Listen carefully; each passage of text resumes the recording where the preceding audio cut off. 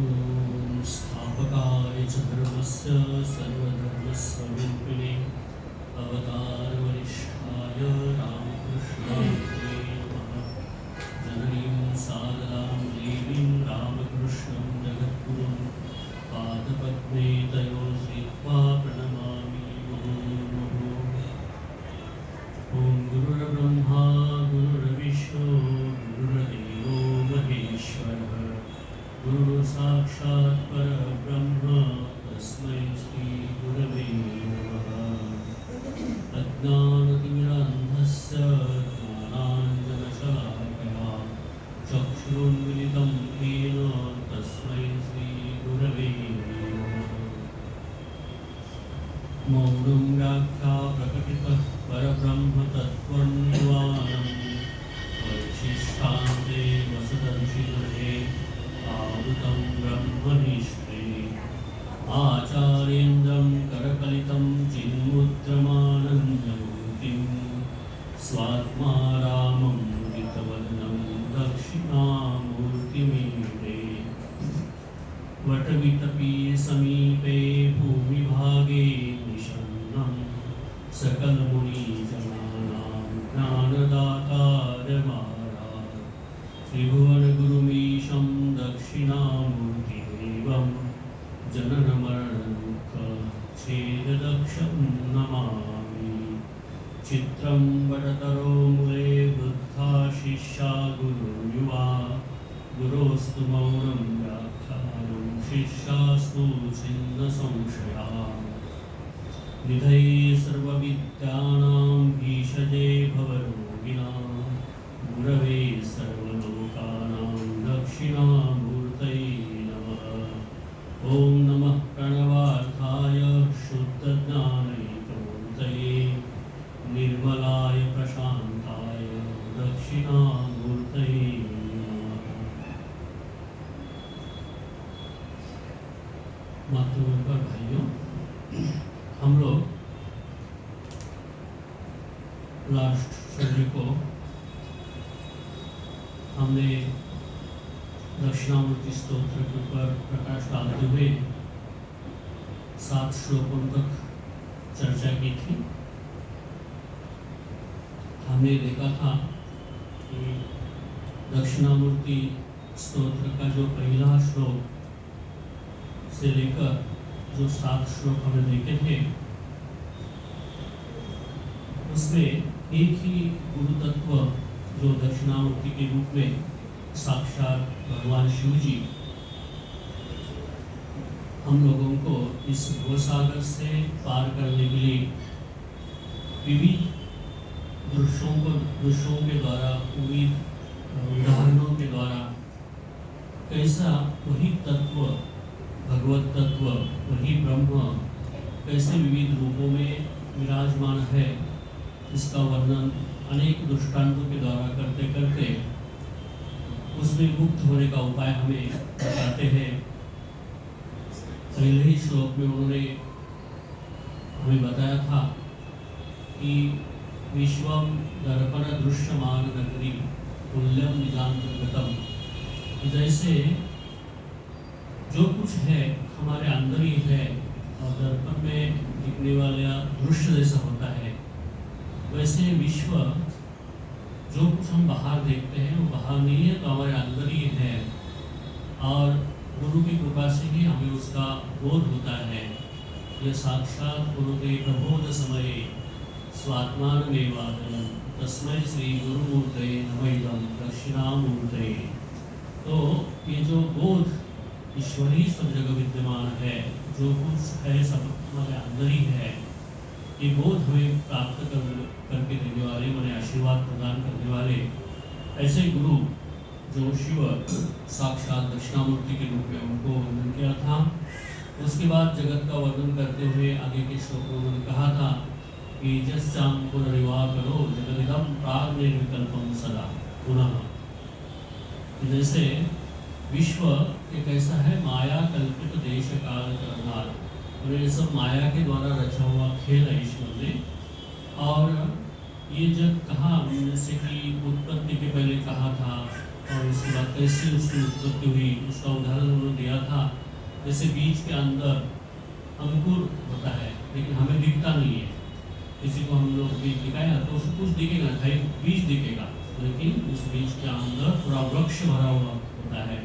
उसके अंदर कितने डालियाँ, कितने पत्ते, सब कुछ है, लेकिन हम देखते नहीं। वैसे विश्व प्रलय के समय उस बीज के स्वरूप एक रूप में रहता है, और जब वो सृष्टि करता है तो जैसे बीज में से अंकुर उत्पन्न होकर बड़ा वृक्ष निर्माण होता है, वैसे विश्व निर्माण होता है। और ये भी हमें ये बोध करते हैं, जो हमें उसकी जानू करवा देते हैं। वैसे गुरु को भी हमने प्रणाम किया था। आगे उन्होंने यही कहा था कि जगत जो हमें भाषित हो रहा है वो सब कैसा है कि ईश्वर का ही रूप है, लेकिन हम लोग अलग अलग रूपों में माया के कारण उसको देखते हैं। और वेद का जो वाक्य है तत्वमसि, इस तत्वमसि बोध के द्वारा हमें उसकी जान करवा देते हैं कि यही तत्व सब जगह विद्यमान है। और ये तत्वमसि का बोध करने के कारण हम क्या होता है, वो कहते हैं ये साक्षात कर्णाद भवे न पुनरावृत्ति भवाम भो विदो।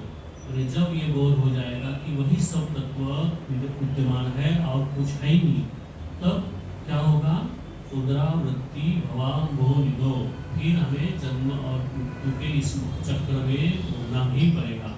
तो ऐसे कृपा करने वाले दक्षिणामूर्ति भगवान को हमने वंदन किया था। उसके बाद वही तत्व कैसे सब जगह फैला हुआ है, लेकिन हम अज्ञान के या माया के कारण उसको कैसे देखते हैं, उसका वर्णन भी आगे के श्लोक में किया था। इसमें कहा था नाना छिद्र घटो दरस्थित महा दीप प्रभा भास्करम।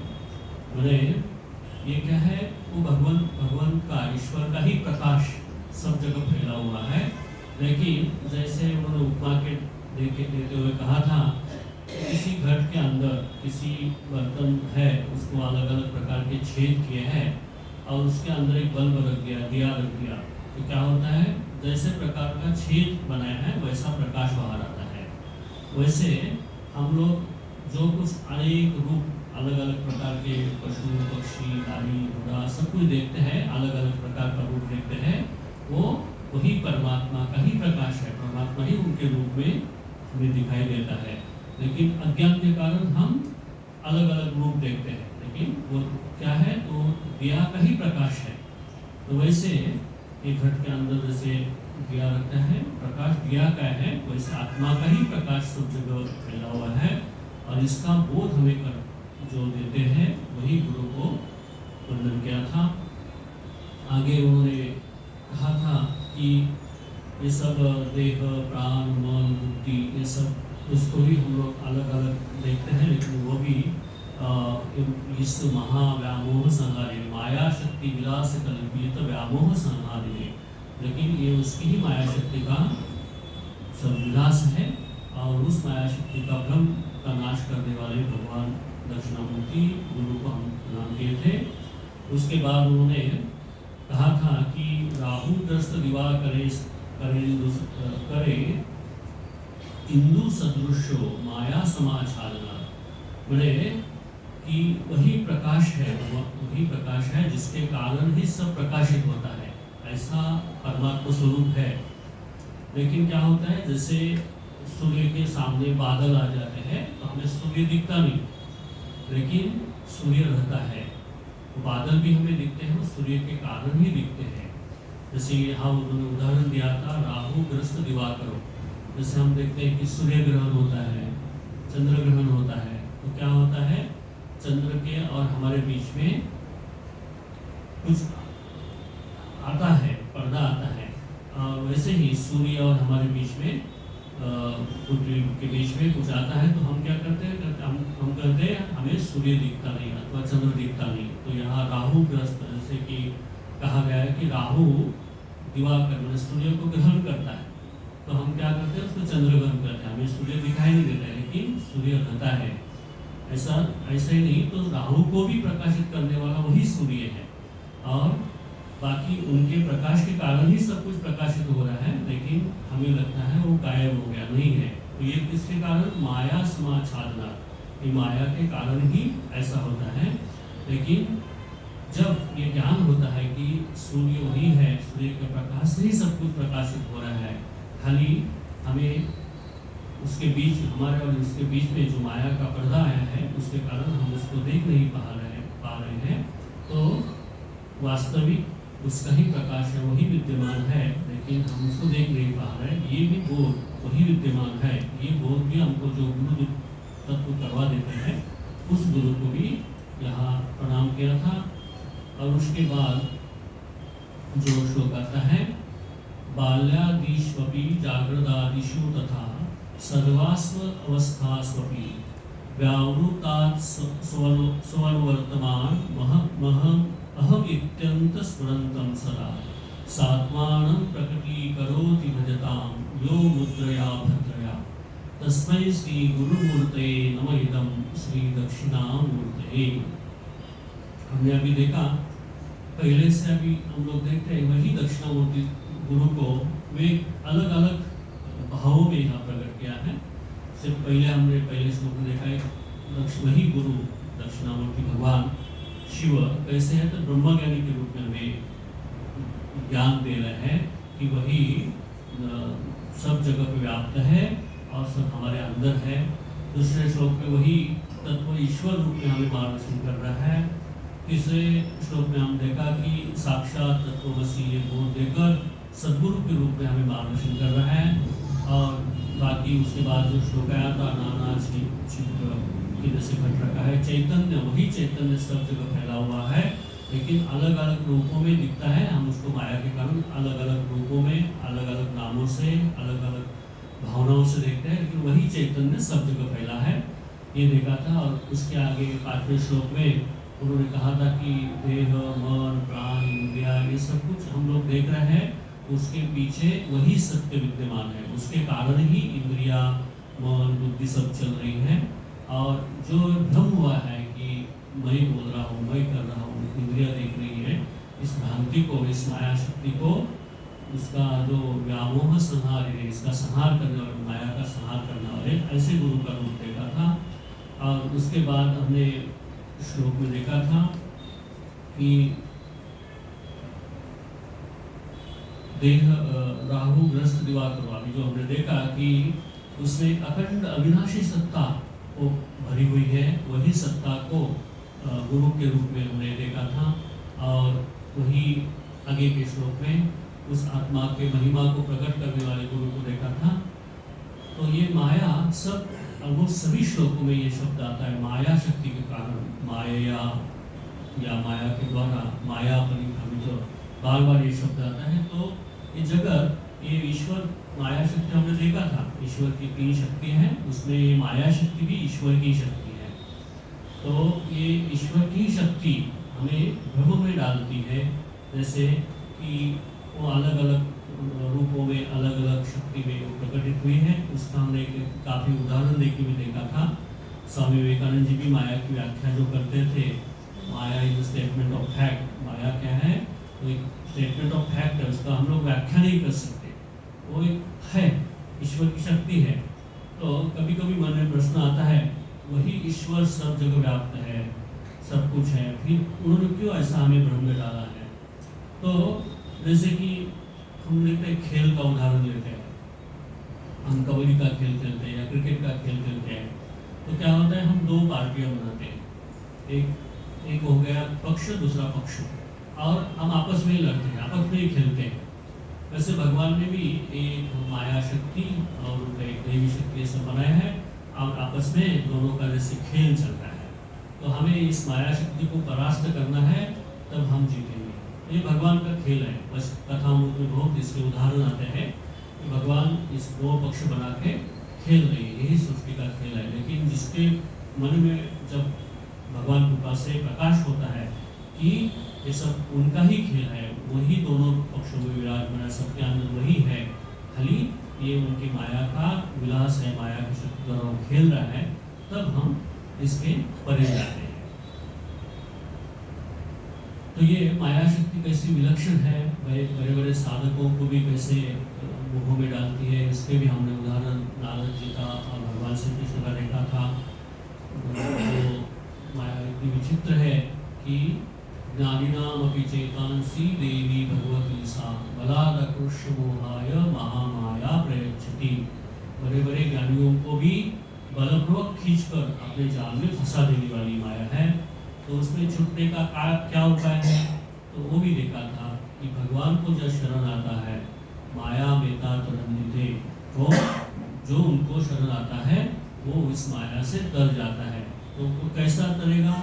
जब साधक के मन में इस संसार के प्रति वैराग्य आएगा, उसको पता चलेगा कि ये सुख और दुख आने वाले हैं, जाने वाले हैं, जन्म मृत्यु के चक्र हम अनेक बात करते आ रहे हैं। इससे छूटने का क्या उपाय है? ईश्वर को शरण जाओ। तो शरण आने से उस माया के चक्र से हम छूटेंगे, हमें ज्ञान प्राप्त होगा। माया से चक्र छूटे बोले क्या होगा? यही ज्ञान होगा। जैसे वेदांत में प्रसिद्ध उदाहरण है कि कहीं रस्सी पड़ी है, हम जा रहे हैं, तो हमको क्या होता है? सर्प दिखता है, सांप दिखता है, हम डरते हैं, चिल्लाते हैं सांप सांप सांप। तो क्या होता है? कोई टॉर्च लेके आता है और उसके ऊपर डालता है, तो देखते हैं अरे ये तो सांप नहीं है, ये तो रस्सी है। तो क्या होता है? अरे हम तो डर गए। तो वैसे ही ये जगत सब अज्ञान के कारण हमको सुख दुख ये सब प्रतीत हो रहा है। लेकिन जब ज्ञान होगा तो प्रतीत होगा कि और कुछ नहीं, भगवान का ही विलास है। ये सब हम लोग अज्ञान के कारण उसमें फंसे थे। तो यही ज्ञान कब आएगा? जब वैराग्य आएगा, भगवान के हम शरण लेंगे तो ज्ञान प्राप्त होगा, और ज्ञान होने से ही इस जगत के बंधन से हम मुक्त होंगे। तो आगे के श्लोक में वो कहते हैं कि बाल्यादिष्वपि जागृतादिषु तथा सर्वास्वस्थास्वपि। बोले ये बाल्य है, प्रौढ़ है, युवा है या वार्धक्य है, ये जो अवस्थाएं कही गई है हमारे शास्त्रों में, जैसे जागृत आदि, जागृत स्वप्न सुषुप्ति, ये भी अवस्थाएं है। या ये सर्व अवस्था में भी क्या है? वही तत्व भरा हुआ है। लेकिन हम लोग इस अवस्था को ही सत्य मानते हैं, और अवस्था को सत्य मानने के कारण हम लोग सुख दुख को लेके इधर उधर दौड़ते रहते हैं। तो अवस्था ही बदलती रहती है, अवस्था कभी भी परमानेंट नहीं है। जैसे मैं छोटा था, अभी मैं छोटा नहीं हूँ, मेरा उम्र बढ़ती गई, वैसे कोई भी बालक है, बालक ही नहीं रहेगा, भले ही उसमें आनंद आता होगा, लेकिन कोई भी अवस्था सत्य नहीं है, वो बदलने वाली है। ये अवस्था को हमें सत्य नहीं मानना है, हमें सत्य मानना है वो अवस्था के पीछे जो तत्व है, उस तत्व को हमें समझना है कि ये सब चीज़ें बदलने वाली है, पराधीन है। जो भी हम देखते हैं हमारे हाथ में नहीं है। हम किसी को लगता है मैं पूरा जीवन तारुण्य रहूँ, हो नहीं सकता, क्योंकि वो बदलने वाली स्थिति है। भले वो सुख देने वाली हो या दुख देने वाली हो, लेकिन अपने हाथ में नहीं है। तो ये इसमें यही समझना है कि ये अवस्था क्या है? बदलने वाली है, उसको हम लोग पकड़ के नहीं रह सकते। तो जागृत अवस्था हो, स्वप्न अवस्था हो, सुषुप्त अवस्था हो, ये सब अवस्था आने वाली है, जाने वाली है। इसके पीछे जो तत्व है वो तत्व ही सत्य है, अवस्था सत्य नहीं है। अवस्था के पीछे जो आत्म तत्व वही है। जैसे हम उदाहरण तौर पर देखते हैं कि मैं अमुक अमुक हूँ, मेरा नाम अमुक अमुक है, तो मैं 25 साल के बाद किसी को मैं मिलूंगा तो मुझे मेरा सब परिवर्तन हुआ है। मेरा जो शरीर का रूप था उस समय का, आज का है, 25 साल के बाद होगा, उसमें फर्क हुआ है। लेकिन वो जो मुझे पहचाने का है, हाँ आप ही स्वामी जी, तो वो जो तत्व है, मैं तत्व, मैं वही था, मैं बालक था, मैं तरुण युवा हूँ, मैं वृद्ध हूँ, उसके पीछे मैं जो है वो कॉमन है। बाकी मैं बालक था, मैं युवा हूँ, मैं वृद्ध हूँ, ये बदलने वाला है। तो ये मैं जो है वही ईश्वर है, वही तत्व है, उसको ही हमें समझना है। तो वो विद्यमान रहने वाला एक ही तत्व, उसको ही आत्म तत्व कहा गया है। तो ये बाल्यादिष्वपि जागृत आदिषु तथा सर्वावस्थास्वपि, तो ये जो जो अवस्थाएं हम लोग देखते हैं, तो अवस्था कैसी है? वो बदलने वाली है, वो स्थिर नहीं है, अस्थिर है।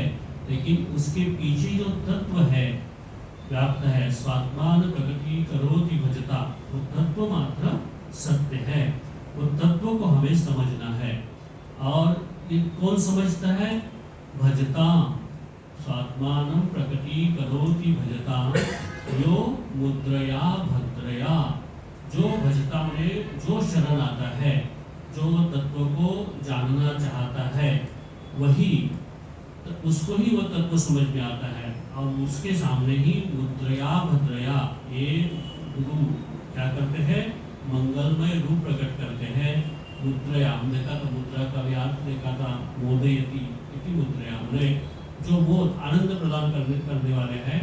वैसे तो ये चिन्ह मुद्रा धारण की है गुरुदेव ने, हमने देखा था। इसका अर्थ भी विस्तृत रूप से देखा था कि संसार रूपी जो 3 उंगली है उससे ये जीवात्मा अंगूठा रूपी परमात्मा से एक होता है, तब हम संसार से अलग हो सकते हैं, अलग होते हैं। तो ये चिन्ह मुद्रा जो धारण कर भगवान ये तत्व समझा देते हैं कि भाई ये जो कुछ है वो तुम ही हो। बाल्यावस्था हो या वृद्धावस्था हो या तारुण्यावस्था हो या जागृत हो, स्वप्न हो, सुषुप्ति हो, सब में वही मय तत्व एक ही था, ईश्वर तत्व एक ही था, वही सत्य है। ये जो खुद होके प्रकट कर जो समझा देते हैं, ऐसे गुरु रूपी को तत्व को हम लोग प्रणाम करते हैं। तस्मै श्री गुरुमूर्तये नमः इदं श्री दक्षिणामूर्तये। तो जीवात्मा परमात्मा से अलग नहीं है, लेकिन हम क्या करते हैं? अज्ञान के कारण उसको अलग देखते हैं और यही हमको बंधन में डालते हैं। तो ये मुद्रया भद्रया में जो भद्र मुद्रा है वही चिन्ह मुद्रा है जो हमने देखा था, यही मुद्रा। तो ये मुद्रा के द्वारा यही हमको अनुभव करते हैं कि मैं हमेशा तुम्हारे साथ हूँ। अरे इस जीवात्मा इस परमात्मा के साथ मिलता है तभी आत्मस्वरूप का बोध होता है। तो ये जो जीवात्मा को परमात्मा माने कहता है कि तुम मेरे साथ मिलोगे तभी जगत से अलग, अपने आप ही अलग हो जाओगे। तो मैं तुम्हारे साथ सब समय हूँ। अब खाली इतना ही हुआ है, तुम इस जगत के साथ मिले हुए हो, इसलिए मेरे तत्व को तुम समझता नहीं। तो भद्रया मुद्रया प्रकटी करोति, ये भद्र रूप धारण कर आनंद सच्चित स्वरूप परमात्मा का रूप है, वैसा रूप धारण कर चिन्ह मुद्रा के द्वारा इस तत्व को हमारे अंदर प्रकट कर देता है, हमें एक अनुभूति कर देता है कि वही रूप में मैं भरा हुआ हूँ। वो अवस्था अलग अलग है, लेकिन अवस्था के भीतर वही तत्व है। तो ऐसे गुरु के तत्व को हम लोग प्रणाम करते हैं।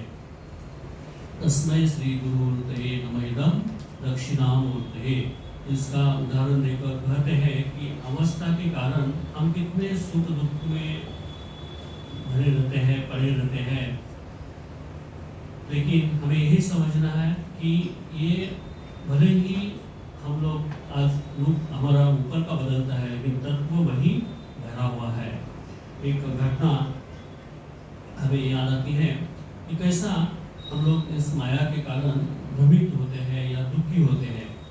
एक हमारे परिचित थे, शायद 20-25 साल पहले की घटना है। उनके एक मित्र थे, दोनों साथ में बहुत साल तक एक साथ रहे, और कोई नौकरी के कारण हो या दूसरे कारण हो, एक दूसरे गांव में चला गया, एक दूसरे गांव में आया। तो कम से कम 35-40 साल तक दोनों का कोई परिचय ये नहीं था कि वो कहाँ है। इतना मालूम था कि अमुक शहर में है, लेकिन कभी देखे भी नहीं थे, और शायद उसे मोबाइल पे इतना नहीं था, तो उनको खाली मालूम था मेरा मित्र कहीं अमुक शहर में है। 35-40 साल तक एक में कभी मिले भी नहीं थे, और प्रसंगवश उनका मिलना हुआ तो बड़े आनंदित हुए। दोनों बैठ के बहुत बातें की, बहुत आनंद से पुरानी चीज़ें उन्होंने याद की। और 2 दिन के बाद उनको पता चला, जो मित्र उनको मिलने आए थे 35-40 साल के बाद, वो अचानक चले गए।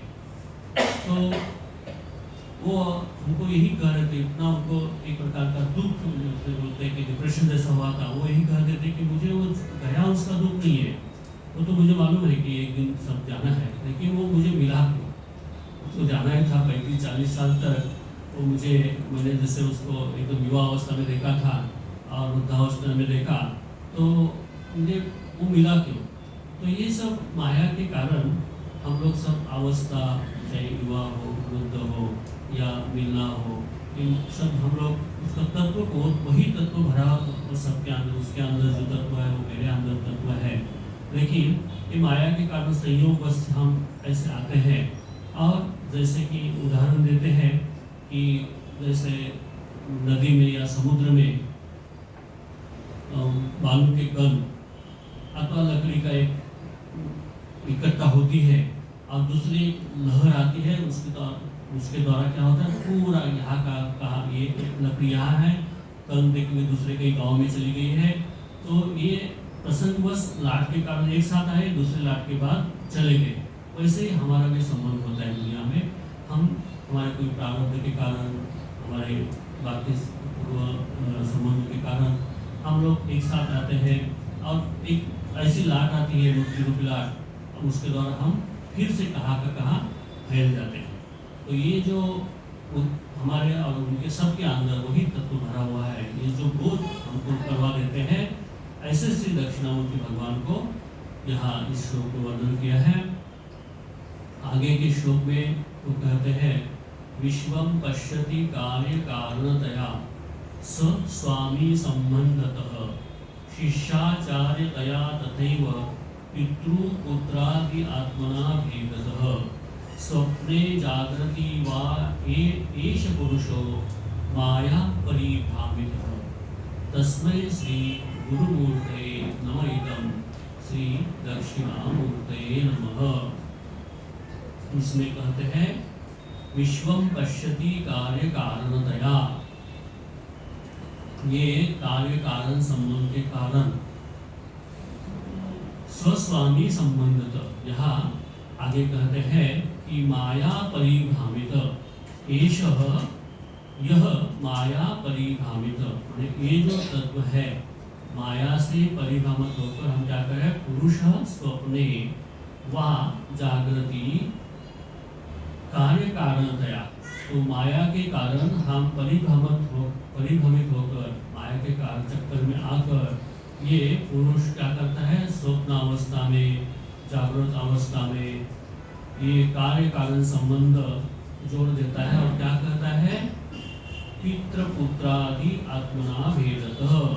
तो इसके कारण हम संबंध को बनाते, कैसे, मैं पुत्र हूँ, मैं पिता हूँ, मैं नौकर हूँ, मैं मालिक हूँ, ये सब कार्य कारण संबंध के कारण हम लोग एक दूसरे को बांधते रहते हैं। शिष्य आचार्य तथा, मैं शिष्य हूँ, मैं आचार्य हूँ, तथैव उस प्रकार से पुत्र हूँ, पिता हूँ, ये संबंध से हम बांधते हैं। ये भेदतः, पृथक पृथक स्थिति में हमको उसको संबंध से जोड़ते हैं, लेकिन ये तत्व, इसके पीछे जो तत्व है वो दिखाने वाले पश्यति आत्मस्वरूप गुरु को हम प्रणाम करते हैं। तो ये माया के कारण भ्रमित होकर हम लोगों ने ये सब कार्य कारण संबंध जोड़ा है कि ये मेरे पिता है, मेरा पुत्र है, ये सेवक हूँ, नौकर हूँ, ये कार्य, जैसे कहते हैं कि वेदांत में कहते हैं कि कार्य कारण के सभी कार्य कारण संबंध, मैंने कुछ तो भी हम देखते हैं उसके पीछे कुछ कारण होता है। कार्य है मैंने कारण है, जैसे पेड़ हम देखते हैं तो पेड़ है मैंने उसके पीछे कोई कारण है, तो क्या है कारण, बीज है। वैसे हर एक जो भी चीज है उत्पन्न हुई है वो कारण है मैंने उसके पीछे कुछ ना कुछ कारण भी है। तो ये कारण कार्य कारण के द्वारा हम हमारे संबंध को जोड़ के रखा है। लेकिन ये संबंध कैसे है, वो संबंध जानने वाले हैं, ये इसका भेद जो है उस भेद को पूरा करने वाले जो गुरु है, ऐसे गुरु को हम वंदन करते हैं। यही इस श्लोक का मीनिंग होता है। स्वप्ने जागृति वाय पश्यति जागृति वाय एष पुरुषो माया परिभावित, माया के कारण ही हम लोग ये सब संबंधों को अलग अलग देखते हैं। तो ये माया कैसे निकालनी है, तो इसका भी हमने देखा था कि अलग कुछ क्रिया करने की जरूरत नहीं है, खाली हमको हमारा अज्ञान हटाना है। क्योंकि माया कुछ वास्तविक है ही नहीं, वो भगवान की शक्ति है, हमने उसको मान के रखा है, भ्रमित करके रखा है। जैसे उदाहरण देते हैं, एक सुंदर कहानी है कि किसी एक राजपुत्र था, उसको कहीं सपने में या कहीं उसको ऐसा भास हुआ कि उसके पेट में कुछ सर्प गया, और वो उसका जो भ्रम हुआ था कि मेरे पेट में एक सांप बैठा है, और वो वहाँ पर वही करता था, मेरे पेट में सांप है, मुझे काट रहा है, मुझे पेट में दर्द हो रहा है, मुझे वो पीड़ा हो रही है। अभी वो राजा का पुत्र है, उसको कितने वैद्यों को बुलाया, अलग कितने लोगों ने नहीं ये सब कैसा पेट में सांप रह सकता है, सांप होने से तुम जिंदे नहीं रह पाओगे। नहीं मेरे अंदर सांप गया है, मेरे मुख से अंदर सांप बैठा है, मुझे पक्का मालूम है। उसको सपने में भ्रम हुआ होगा, तो कोई हालत में मानने के लिए तैयार नहीं। तो ऐसे ही राजा ने भी इधर उधर सब किया, तो एक महात्मा उनको मिले और उनको ये सब कहा कि ऐसे मेरा बेटा है, उसका पेट में दर्द हो रहा है, वो बार बार कहता है पेट में सांप है। तो कितने वैद्यों को दिखाया, कुछ उपाय नहीं हो रहा है। तो महात्मा ने कहा कि ठीक है, मुझे उसको थोड़ा मिलने दो, उसकी तपासनी करता हूँ और मैं कुछ दवाई दे दूँगा। उस राजपुत्र के पास वो महात्मा पहुँचे, उन्होंने राजपुत्र को सब पूछा, तो उन्होंने कहा हाँ, मैं ऐसा सपना देख रहा था और सपने में वो सांप, बड़ा सांप मेरे अंदर चला गया और मेरे पेट में बैठा है, और उसके कारण मेरे पेट में दर्द हो रहा है, मुझे बहुत यातना हो रही है, पीड़ा हो रही है। तो उन्होंने कहा कि ठीक है, चलो देखते हैं। उनको लिखाया नीचे, थोड़ा इधर उधर पेट में हाथ लगा के देखा, हाँ नहीं सही में यहाँ दर्द हो रहा है ना, यहाँ सांप बैठा है। तो उस राजपुत्र को लगा कि हाँ, इसको बराबर पकड़ लिया। तो बोले इसका निकालने का उपाय भी मेरे पास है। तो उन्होंने कहा कि मैं एक दवाई देता हूँ, तो दवाई के कारण तुम्हारे पेट में से वो सांप निकल जाएगा। तो उनके जो सेवक थे उनको कहा कि देखो, उसका दवाई दिया हूँ, उसका जो बाहर आ जाएगा सांप, खाली ख्याल रखो। और एक दिन उन्होंने एक मरा हुआ सांप कैसे लाकर वो जहाँ शौच को जाता तो वहाँ डाल दिया, और बाद में जब वो गया तो पूरा उसका महात्मा ने देखे, तो उन्होंने वो उनके जो सेवक थे उनको कहा देखो, जहाँ शौच में गया था जाके देखो, वहाँ एक सांप मार के पड़ा था। तो उसको लेके आए, तो राजपूतों को दिखाया, देखो ये निकल गया, तुम्हारा पेट में से निकल गया, देखो। तो उसको हाँ सही में अच्छा हो गया। तो सांप था नहीं, लेकिन उसका जो भ्रम हुआ था, उस भ्रम के कारण, वो अज्ञान के कारण उसको लग रहा था हाँ मेरे अंदर पेट में दर्द हो रहा है, यातना हो रहा है। वैसे ही कि माया और कुछ नहीं, भ्रम पैदा करती है। उस भ्रम को कैसे निकालना है, इस भ्रम से ही निकालना है, दूसरा उपाय नहीं है। तो हमें भी यही भ्रम निकालने के लिए, जैसे मैंने उदाहरण दिया कि रस्सी में हमें सांप दिखता है तो हम लोग डरते हैं, लेकिन कोई उसको टॉर्च मारता है तो क्या होता है, वो सांप नहीं है तो रस्सी पड़ी है, हमको ज्ञान होता है। वैसे ही इस माया के कारण हम भ्रमित होकर सुख दुख इसका अनुभव कर रहे हैं। तो ये सब संबंध माया के कारण हमने जोड़ के रखे हैं, उस माया को परिभ्रामित करके रखा है। स्वप्ने जागृति वाय पेश पुरुषो माया परिभ्रामित, इस माया रूपी भ्रम से हमें बांध के रखा है। तो इस माया रूपी भ्रम से हमें निकालने वाले तस्मै श्री गुरुमूर्ते नमः इदं दक्षिणामूर्ते, वैसे भ्रम रूपी माया से हमें बाहर निकालने वाले ऐसे भगवान दक्षिणामूर्ति शिव गुरु को हम लोग वंदन करते हैं। तो आगे जो श्लोक आता है उसमें कहते हैं, घोरम भास नलो नीलो अंबर वहनार्थो हिमांशु कुमार, इत्ता भाति चराचरात्मकम् इदं यस्यैव मृत्युष्टकम्, नान्यत् किंचन विद्यते विमृशताम् यस्मात् परस्मात् विभो, तस्मै श्री गुरुमूर्ते नमः इदं श्री दक्षिणामूर्ते। यहाँ कहते हैं यस्य में जिसके, यस्य एव इदं चरात्मकम चराचरात्मकम, माने जिसके कारण ये स्थावर जंगम जो चराचर को जो दिखते हैं रूप, वो क्या है? मृत्यु अष्टकम, अष्टमूर्ति में कौन से अष्टमूर्ति?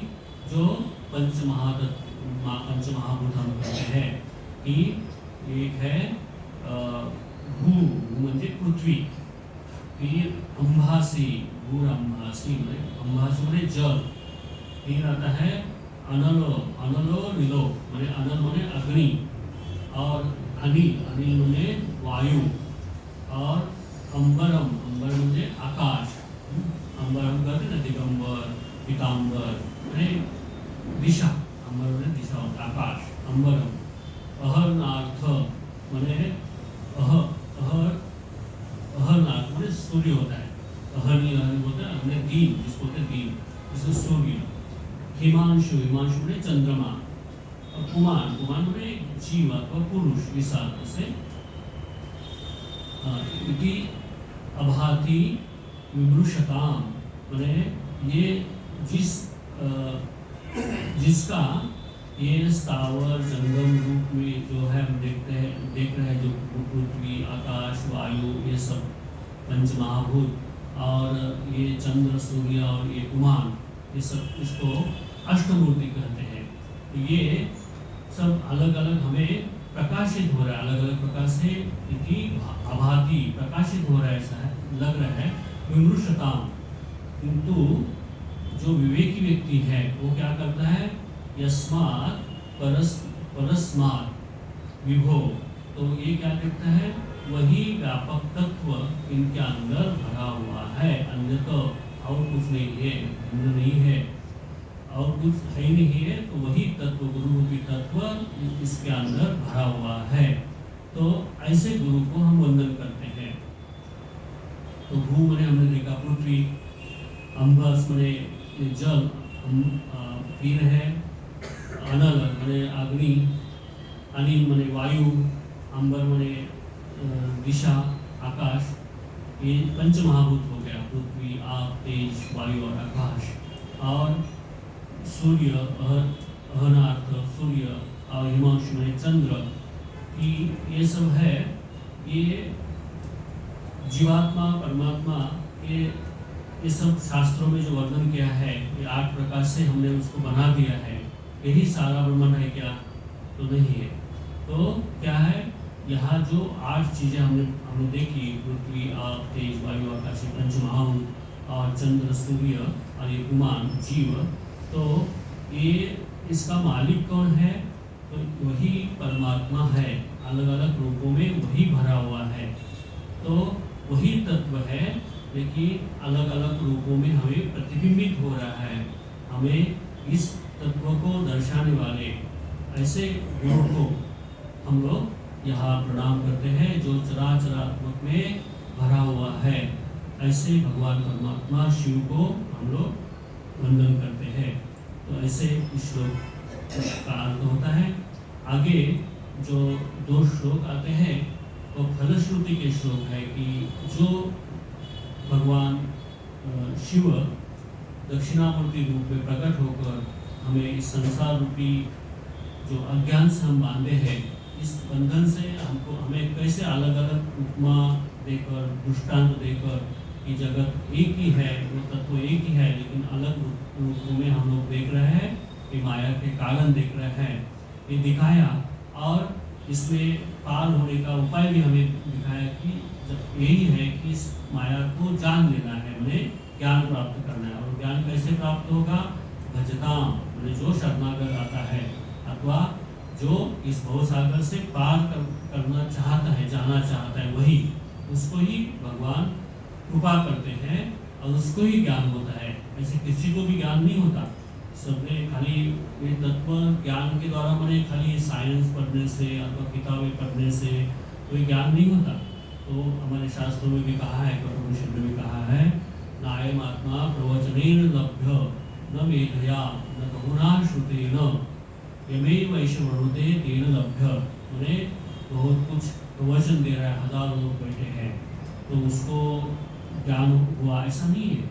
अथवा जो बहुत ज्ञानी है, टीका में पढ़े, नायम आत्मा प्रवचन न मेधया न बहुनाश होते, बहुत शास्त्र सुना है, बहुत कैसेट सुने हैं, बहुत यूट्यूब में प्रवचन सुने हैं, तो उसको ज्ञान हुआ, ऐसा नहीं है। वो ज्ञान किसको होता है? जो उस आत्मा को जानना चाहता है, उस आत्मा को शरण आता है, उसको वो गुरु कृपा पूर्वक एक भद्र या मुद्रया जो कृपा कर उसके सामने प्रकट होते हैं और उस शरणागत को वो ज्ञान देते हैं। वो ज्ञान बोले इंफॉर्मेशन नहीं, तो तुम वही हो, तत्वमसि, वही ज्ञान देते हैं। और फिर उसको अनुभूति होती है अहम ब्रह्मास्मि, वही मैं ब्रह्म हूँ, और वही मुक्ति है। मुक्ति कुछ और नहीं है। तो वो गुरु की शरणागत होने के कारण गुरु हमारे ऊपर कृपा कर हमें वो बोध करवा देते हैं कि वही तुम हो, माया के कारण तुम अज्ञान में फंसे हो। तो यही बोध इस दक्षिणामूर्ति भगवान हमें अलग अलग उदाहरणों के द्वारा अलग अलग व्याख्या कर हमें समझाए हैं। तो उसकी फलश्रुति आगे आने वाले 2 श्लोक में हम देखेंगे। आगे आने वाले 2 रविवार को हम लोग नहीं देख पाएंगे, क्योंकि आगे 4 तारीख को रविवार शनिवार आता है और रविवार आता है। उस समय हमारे भागवत के जो कथा यहाँ हो रहे हैं, उनके महाराज जी यहाँ आ रहे हैं, तो उस समय हम बिजी रहेंगे। तो 4 तारीख को भी नहीं होगा। बाकी 11 तारीख को अगर रविवार आता है, उस समय पूर्णाहुति होगी भागवत की। तो ये 2 रविवार तो नहीं होगी। उसके अगले के रविवार में हम इस स्तोत्र के जो 2 महत्व के श्लोक है, जिसको हम लोग फलश्रुति कहते हैं, तो उस फलश्रुति को देखकर हम इस श्लोक का दक्षिणामूर्ति श्लोक जो स्तोत्र है उसका हम लोग पूर्णाहुति करेंगे। तो ये हम लोग जो भागवत कथा यहाँ होने वाली है अपने रामकृष्ण मठ अहमदाबाद की तरफ से, ईश्वर भुवन जो कॉमर्स 4 रास्ता है, वहाँ ईश्वर भुवन में ये भागवत कथा होगी। 5वीं सितंबर, 5 सितंबर से लेकर 11 सितंबर 11 सितंबर तक जो सोमवार शुरू होगी और रविवार को पूर्णाहुति होगी। 3 बजे से 7 बजे तक रोज 4 घंटे ये भागवत कथा होगी। तो पहले दिन जो 5वां सितंबर है, 5वीं सितंबर में क्या होगा, तो 2 बजे पोती की यात्रा निकलेगी। ईश्वर भवन के पास में ही पूर्णानंद आश्रम है, वहाँ से हम लोग पोती यात्रा निकालेंगे और 2:30 बजे पोती का पूजन होगा, ध्वजारोहण बोलते हैं, पोती पूजन स्थापन होगी। उसके बाद 3 बजे मंगल दीप का प्राकट्य कर हम लोग कथा को शुरुआत करेंगे और रोज 3 से 7 कथा होगी। और जो 5वां दिन आता है 9 सितंबर, उस दिन नंदोत्सव का एक छोटा सा कार्यक्रम होगा और पूर्णाहुति हमारी 7वें दिन होगी। वही दिन गोवर्धन पूजन भी होगा। तो सब विधिवत हम लोग भागवत सप्ताह की स्थापना और पारायण करने जा रहे हैं। आप सभी लोग भी उसमें आइए, अपने मित्रों को भी लेके आ सकते हैं। तो आज यह हम लोग हमारे स्वामी को यहाँ विराम देते हैं। ओम शांति शांति शांति। हरि ओम तत्सत्। श्री राम कृष्णार्पणमस्तु।